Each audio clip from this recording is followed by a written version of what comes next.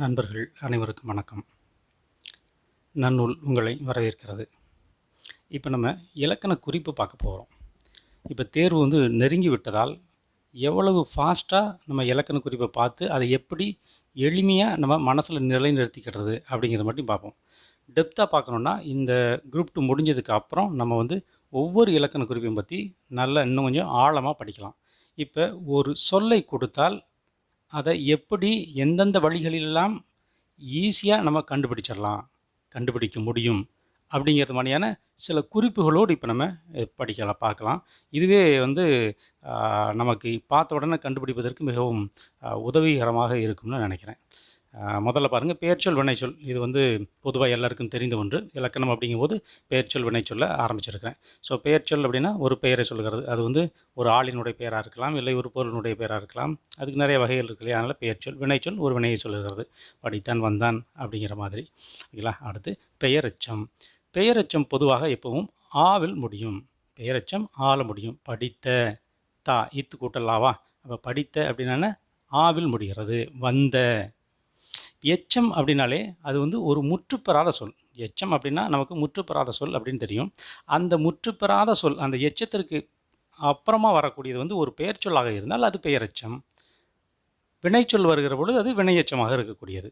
அப்போ பெயரெச்சம் எப்பொழுதும் ஆல தான் முடியும். படித்த மாணவன், வந்த பேருந்து, அந்த மாதிரி ஆள் முடியும். இப்போ பாருங்கள், பெரிய. இது குறிப்பு பெயரெச்சம். இப்போ பெயரெச்சத்தில் நமக்கு தெரியும் இல்லையா? தெரிநிலை பெயரெச்சம், குறிப்பு பெயரெச்சம்னு இருக்கும். இப்போ குறிப்பு பெயரெச்சம் அப்படின்னா என்ன? காலத்தையோ செயலையோ உணர்த்தாமல் வெறும் பண்பினை மட்டுமே உணர்த்துவது குறிப்பு பெயரெச்சம். இப்போ பெரிய அப்படிங்கிறது என்ன? அது ஒரு பண்பை சொல்கிறது. பெரியது, பெரிய, சிறிய, அது ஒரு பண்பு இருக்கு இல்லையா? பெரிய புத்தகம், பெரிய வீடு, அப்படி வருகிற பொழுது இதில் ஏதோ படித்த அப்படிங்கிற ஒரு செயலை சொல்லலை, வந்த அப்படிங்கிற ஒரு காலம் இங்கே வரலை இல்லையா? இப்போ வந்த பேருந்து, அப்போ வந்த அப்படிங்கிறது அதுங்க காலத்தை உணர்த்துகிறது. வந்த பேருந்து. படித்த புத்தகம் என்பது அங்கே ஒரு செயல், படித்த அப்படிங்கிற ஒரு செயலை உணர்த்துகிறது. ஆனால் பெரிய வீடு அப்படிங்கிறது அதில் பெரிய என்பது காலத்தையோ செயலையோ உணர்த்தாமல் வெறும் பண்பினை மட்டும் உணர்த்துகிறதால் இது குறிப்பு பெயரெச்சம். இப்போ நம்ம பொதுவாக பெயரெச்சம் அப்படின்னா தெரிஞ்சாலே போதுமானது. இதில் இன்னும் கொஞ்சம் அதிகமாக உள்ளே போனால் இந்த மாதிரி குறிப்பு பெயரெச்சம்னா என்ன அப்படின்னு தெரிஞ்சுக்கலாம். அப்போ இதுவும் பெரிய ஆல தான் முடிகிறது. இது குறிப்பு பெயரெச்சம். அதுபோல் பாருங்கள், வினையெச்சம். வினையெச்சம் நமக்கு தெரியும். வந்து அமர்ந்தான், ஏந்தி நின்றான். அப்போ அந்த வந்து இது எப்படி முடிகிறது? ஊ. ஏந்தி ஈ. இப்போ வினையெச்சமானது ஊ ஈயில் முடியும். இதெல்லாம் நம்ம பார்த்தோன்னா எளிமையாக கண்டுபிடிச்சிடலாம். வந்து அமர்ந்தான், ஏந்தி நின்றான். ஓகேங்களா? ஸோ அடுத்து பாருங்கள், இதில் ஈறுகெட்ட எதிர்மறை பெயரெச்சம். இப்போ ஈறுகெட்ட அப்படிங்கிற வார்த்தையிலிருந்தே நமக்கு அதற்கு ஈறு இல்லை அப்படிங்கிறது தெரியுதா? ஈறு என்றால் கடைசி. அந்த கடைசி சொல்லானது, எழுத்தானது இல்லை. அப்போ ஈறு கெட்டு விட்டது. இன்னொன்று என்ன? இது எதிர்மறை பொருளை தருகிறது. இது பொருள் எதிர்மறை பொருள். செல்லா காசு, செல்லா, அது ஒரு எதிர்மறை பொருள். வாரா காசு, அறியா பையன், அறிந்த பையன், அறியா பையன். அப்போ பொருளே நமக்கு என்னது? ஒரு எதிர்மறையான பொருளை தரும் முதல்ல. அதுக்கப்புறம் பார்த்தோன்னா ரெண்டாவதாக ஒரு பெயர் சொல் இருக்கும். வாரா காசு, காசுங்கிறது ஒரு பெயர் சொல். அறியா பையன், பையன்கிறது ஒரு பெயர் சொல். அப்போ ஈறு கெட்ட எதிர்மறை பெயரெச்சம்னா அது கடைசியில் ரெண்டாவது சொல் ஒரு பெயரெச்சமாக இருக்கும். ஈறு கெட்டு போய் அது எதிர்மறையான பொருளை தரும். அதனால் இதை நமக்கு மறக்காதுன்னு நினைக்கிறேன். வாரா காசு, அறியா, அறியாத பையன் அப்படி வந்திருக்கணும். ஆனால் என்னங்க, அந்த தா அப்படிங்கிறது இங்கே இல்லை. ஈறு கெட்டு போய்விட்டது. ஆனால் நமக்கு பொருள் ஒன்று தான். நமக்கு எளிமையாக புரியக்கூடிய ஒன்று. அறியா பையன், அறியாத பையன் தான் அறியா பையன். அப்போ ஈறுகட்ட எதிர்மறை பெயரெச்சம்னா இப்படி தான் வரும். சரிங்களா? அப்புறம் முற்றெச்சம். பாருங்க, முற்றெச்சம் அப்படின்னா என்னென்னா, வினை முற்று சொல்லானது முற்றுப்பொருளை உணர்த்தாமல் எச்ச பொருள்பட்டு நிற்குமானால் அது முற்றெச்சம். இப்போ பார்க்கும் பொழுது அந்த சொல் ஒரு முற்றுச்சொல் போல இருக்கும். அது ஒரு முற்றுச்சொல் போல தான் இருக்கும். ஆனால் பொருளானது ஒரு முற்றாக இல்லாமல் எச்சமாக இருக்கும். எடுத்துக்காட்டு பாருங்க, நடுங்கினன் வீழ்ந்தான். இப்போ நடுங்கினன் வீழ்ந்தான நடுங்கி வீழ்ந்தான். இப்போ நடுங்கினன் அப்படிங்கிறது நடுங்கிற பொருள் தான் வருகிறது. ஒரு எச்சமாகத்தான் இருக்கிறது. பார்க்கும் பொழுது என்ன இருக்குது? ஒரு முற்று. நடுங்கினன் ஒரு வினை முற்று, அது ஒரு முற்றுச்சொல் போல் இருக்கிறது. ஆனால் இங்கு வருகிற பொழுது அந்த முற்றானது முற்றுப்பொருளை உணர்த்தாமல் எச்சப்பொருளை மட்டும் உணர்த்தி நின்று கொண்டிருக்கிறது. அதனால் இது முற்றெச்சம். அப்போ முற்றெச்சம் அப்படின்னா நமக்கு வந்து ஒரு முற்று போல இருக்கும், ஆனால் முற்றாக இல்லாமல் எச்சமாக இருக்கும். இப்படி ஞாபகம் வச்சுக்கணும். பாருங்க, எடுத்தனன் உண்டான், எடுத்து உண்டான். எடுத்தனன் உண்டான்னா என்ன? எடுத்து உண்டான். எழுந்தனன் உண்டான், எடுத்தனன் உண்டான், எழுந்து உண்டான். இது எடுத்தனன் உண்டான். இப்படி இருக்கும். இப்போ இந்த எழுத்தனன், எடுத்தனன், எழுந்தனன், நடுங்கினன் இப்படி தான் இருக்கணுங்கிற அவசியம் கூட இல்லை. கீழே பாருங்க, குழந்தைகள் பாடினர் ஆடினர் அப்படின்னா என்ன? இதில் பாடினர் என்பது முற்றச்சம். குழந்தைகள் பாடினர் ஆடினர் அப்படின்னா பாடி ஆடினர் அப்படிங்கிறது பொருள். இப்படி கூட வரலாம். குழந்தைகள் பாடினர் ஆடினர். அப்போ குழந்தைகள் பாடி ஆடினர். அப்போ பாடினர் அப்படிங்கிறது இங்கே ஒரு எச்சமாக பாடி. அதே போல் தான் கன்றுகள் துள்ளின குதித்தன. கன்றுகள் துள்ளின குதித்தனா அந்த துள்ளின குதித்தன, அது துள்ளினங்கிறது இங்கே ஒரு முற்றச்சம். இப்படியும் வரலாம். அதனால் வந்து அந்த வாக்கியத்தை நம்ம பார்த்து அது எந்த மாதிரியான பொருள் இருக்கிறது அப்படின்னு பார்த்து தான் அது முற்றச்சமாக இல்லையா நம்ம முடிவு செய்யணும். அது முற்று போல இருக்கும், ஆனால் முற்றுப்பொருளை உணர்த்தாமல் ஒரு எச்சப்பொருளை உணர்த்தும். அதை மட்டும் நம்ம ஞாபகம் வச்சுக்கிட்டால் இது முற்றச்சத்தை கண்டுபிடித்து விடலாம். வினைமுற்று. வினைமுற்று நமக்கு தெரியும். வந்தான், படித்தான். ஒரு வினை வந்து முற்று பெற்று விட்டது. இது எளிதான ஒன்று. வந்தான், படித்தான், சென்றான், எதுவானாலும் ஒரு வினைச்சொல் ஒரு முற்று பெற்று வந்துவிட்டால் அது வினைமுற்று. இப்போ அடுத்து பாருங்கள், வியங்கோள் வினைமுற்று. வியங்கோள் இது எப்படி ஞாபகம் வச்சுக்கலாம்? வியங்கோள் அப்படின்னா வியங்குனா ஒரு வியப்பு, ஒரு வியப்பான ஒரு ஆச்சரியத்தோடு சொல்கிற மாதிரி வச்சுக்கலாமா? ஞாபகம் வச்சுக்கலாமா? ஆச்சரியம் அப்படின்னா ஒரு ஆச்சரிய குறி ஒன்று லாஸ்ட்டில் போடுவோமா? ஆச்சரிய குறி. வாழ்க, வாழிய, வாழியர். இதனை வந்து வியங்கோள் வினைமுற்று. ஒரு வியப்பாக ஒரு ஒரு வியப்புத்தன்மையை உருவாக்கும். வியங்கோள் வினைமுற்று. இது வெறும் வாழ்த்துதலுக்கு மட்டும் வராது. நம்ம முன்ன வாழ்க, வாழிய, வாழியர் இப்படி தான் இருக்கணும் அப்படின்னு நம்ம நினச்சிக்கிடக்கூடாது. இது வைதலுக்கும் வரும். ஒழிக, வீழ்க, கெடுக இப்படி கூட வரலாம். வெறும் வாழ்த்துதலுக்கு மட்டுமல்லாமல் வைதலுக்கும் கூட வரலாம். ஒழிக, வீழ்க, கெடுக இப்படியும் வரலாம். இதுவும் வந்து வியங்கோள் வினைமுற்று தான். இது க, இய, இயர் இதில் பெரும்பாலும் முடிகிறது. அப்போ வியங்கோள் வினைமுற்றுனா ஒரு வியப்பு, வியப்பை தரக்கூடிய ஒரு ஆச்சரியை தரக்கூடிய ஒரு ஆச்சரியக்குறி வருகின்ற மாதிரியான ஒரு சொற்கள். வாழ்க, ஒழிக, வாழியர், வீழ்க இப்படிலாம் வரக்கூடியது வியங்கோள் வினைமுற்று. அடுத்து தொழிற்பெயர். இது நம்ம படிச்சிருப்போம். அல், தல் விகுதி பெற்று முடியும். ஒரு தொழிலை குறிக்கும். ஆடல், பாடல், வருதல், போதல் இதெல்லாம் வந்து ஒரு தொழிற்பெயர். இப்போ இழிவரல், மருட்கை இதுவும் வந்து தொழிற்பெயர்கள் தான். இதெல்லாம் வந்து இழிவரல், மருட்கைங்கிறது மெய்ப்பாடுகள். மெய்ப்பாடுகள் என்னென்ன? அழுகை, சிரிப்பு, கோபம் இது போன்ற வருவதும் ஒரு தொழிற்பெயர் தான். இதுவும் தொழிற்பெயர்கள் தான். அடுத்து பாருங்கள், வினையால் அணையும் பெயர். வினையால் அணையும் பெயர். இப்போ அந்த வினையால் அணையும் பெயர் அப்படின்னா ஒருவன் எப்படி விழிக்கப்படுகிறான் அப்படின்னா அவனுடைய பெயரை வைத்தல்ல, அவன் செய்யும் செயலால் குறிப்பிடுவது. ஒருவன் என்ன செயலை செய்து கொண்டிருக்கிறான் அந்த செயலால் அவனை நம்ம வந்து குறிப்பிடணும் இல்லையா? அதுதான் வினையால் அணையும் பெயர். அந்த வினையை வைத்து நாம் செய்வோம். இப்போ பாருங்கள், வினைமுற்றே பெயராக வருதல் வினையால் அணையும் பெயர். வினைமுற்றே பெயராக வருதல். வந்தவனை பார்த்தேன். அப்போ அது வந்தவன். வந்தவனை பார்த்தோன்னே வந்தவன் அது ஒரு வினை. வந்து கொண்டிருக்கிறான், அவனை நம்ம பார்த்தோம். அப்போ நம்ம எப்படி சொல்கிறோம்? அவனை பார்த்தேன், நான் தமிழ்ச்செல்வனை பார்த்தேன், கயல்விழியை பார்த்தேன் என்று ஒரு பெயர் சொல்லை சொல்லாமல் வந்தவனை, எழுதியவனை பார்த்தேன், வந்தவனை பார்த்தேன், வருகின்றவளை பார்க்கிறேன். இப்போ இதெல்லாம் என்னது? ஒரு வினையால் அணையும் பெயர் சொல்கள். இதில் வந்து வந்தவன், இதில் வருகின்றவள். அவர்கள் எந்த வினையை செய்து கொண்டிருக்கிறார்களோ ஆற்றிக் கொண்டிருக்கிறார்களோ அந்த வினையை வைத்தே அவர்களை நாம் அழைப்பது. அவர்களை நாம் வந்து என்ன செய்கிறார் அப்படின்னு அவர்களை பார்த்தோம், அவரிடம் கேட்டோம். எழுதி கொண்டிருந்தவனிடம் கேட்டேன். அப்போ இது யார், என்ன பெயர், ஆண்பாலா பெண்பாலா, அது வந்து அதனுடைய பெயர் சொல் என்ன அதெல்லாம் இங்கே வருதில்லை. இதில் நம்ம வருகின்ற இந்த சொல்லை வைத்து நம்ம என்ன பால் அப்படிங்கிறது கண்டுபிடிச்சிக்கணும். வந்தவனை, வருகின்றவளை இப்படித்தான் இருக்கும். அப்போ வினையால் அணையும் பெயர் அப்படின்னா அவன் செய்யும் செயலால் குறிப்பிடுவது. ஒருவர் செய்கின்ற செயலால் அவரை குறிப்பிடுவது தான் வந்து வினையால் அணையும் பெயர். அதனால தான் நம்ம இந்த பெயர்லேருந்தே நம்ம புரிஞ்சுக்கலாம். வினையால் அணையும் பெயர். வினை முற்றே பெயராக வருதல் வினையால் அணையும் பெயர். அடுத்து எண்ணும்மை. இது நமக்கு தெரியும். எண்ணும்மை என்னென்ன? வந்து வெளிப்படையாக தெரியும்.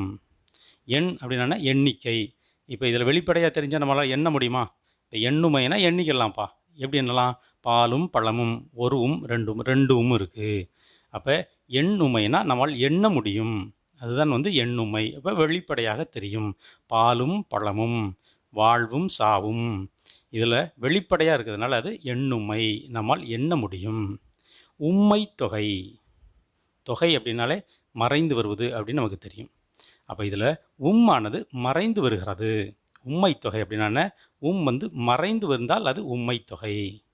மேலே இருக்கிற மாதிரியே தான், ஆனால் இங்கே வராது. பால் பழம். பாலும் பழமும் அப்படிங்கிறதுல பால் பழம். அந்த ஆனது இங்கே மறைந்து இருக்கிறது. ராப்பகல். இரவும் பகலும். தாய் தந்தை. தாயும் தந்தை.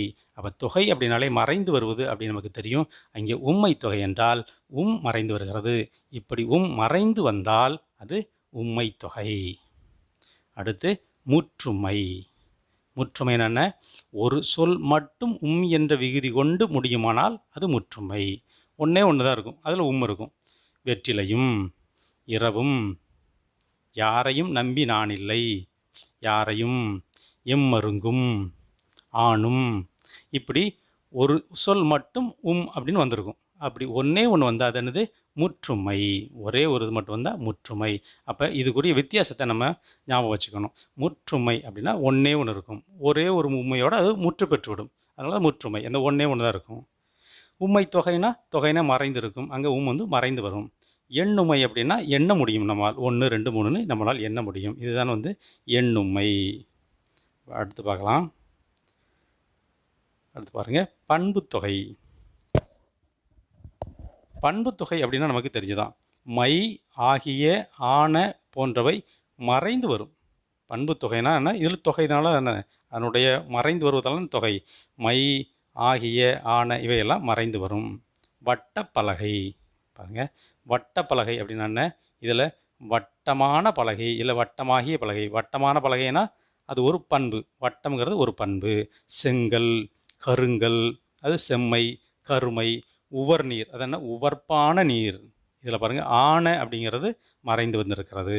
உவர்நீர் அப்படின்னா பண்புத்தொகை. உவர்ப்பான நீர். செங்கல் நமக்கு தெரியும், கருங்கல் தெரியும். இப்போ உவர்நீர் அப்படின்னா நம்ம என்னென்னு யோசிக்கக்கூடாது. உவர்நீர்னா அது உவர்ப்பான. அப்போ மை ஆகிய ஆன, வெறும் மை மட்டுமே இல்லை, ஆகிய ஆன இது போன்றவை கூட மறைந்து வரலாம் பண்புத்தொகையில். அடுத்து பாருங்கள், இரு பெயரிட்டு பண்புத்தொகை. இது என்னது? இரு பெயரிட்டு பண்புத்தொகை. அப்படின்னால இரு பெயர் இருக்கும். என்ன பெயர் இருக்கும்? ஒரு சிறப்பு பெயர் இருக்கும், இன்னொன்று ஒரு பொது பெயர் இருக்கும். பிரித்தால் சிறப்பு பெயரால் அதனுடைய பொருளை நம்மால் அறிந்து கொள்ள முடியும்.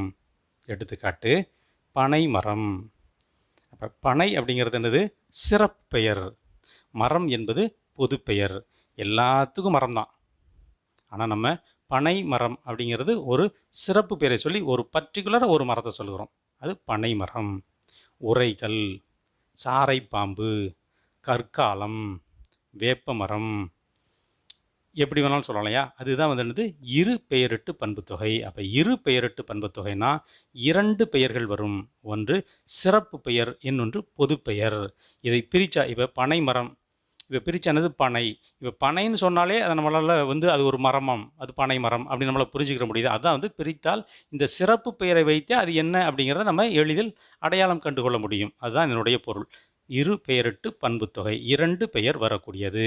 ஒன்று சிறப்பு பெயர், இன்னொன்று பொது பெயர். பனைமரம், உரைகள், கற்காலம், சாரைப்பாம்பு, இப்படியெல்லாம் வரும்.